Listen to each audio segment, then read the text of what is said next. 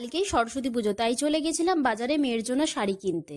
দুটো রঙের শাড়ি ছিল, একটা সাদা রঙের শাড়ি আর একটা হলুদ রঙের শাড়ি। আমি হলুদ রঙের শাড়ি পছন্দ করেছিলাম, কারণ সাদা রঙের শাড়ি আমার মেয়েকে ওর সোনামা সারপ্রাইজ দিয়েছে, তোমাদেরকে দেখিয়েছি। হলুদ রঙের মধ্যে দু রকমের শাড়ি ছিল, তার মধ্যে হলুদ আর লাল রঙের শাড়িটা আমার বেশি পছন্দ হয়েছিল, তাই হলুদ আর লাল রঙের শাড়িটা মেয়ের জন্য নিয়েছিলাম।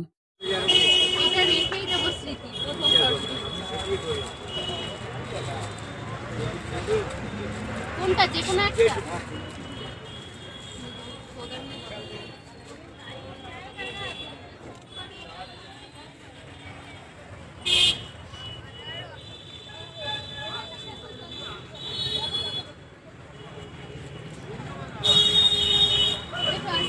দেখো গেছে কিনা।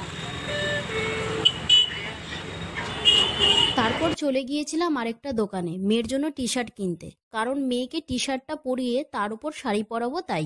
বাড়ি চলে এসেছি আর অনেক খুঁজেছি এই ব্লাউজটার ভেতরে পরানোর জন্য। লাল কালারের খুঁজেই পাচ্ছি না। লাস্টে 1 বছরের বাচ্চা নিয়ে এসেছি, কিছু করার নেই। আমার মেয়ের বয়সে জামাই পাওয়া যাচ্ছে না। লাস্টে 1 বছরের বাচ্চা নিয়ে আসলাম, তাও রানী কালার, লাল কালারটা পাইনি।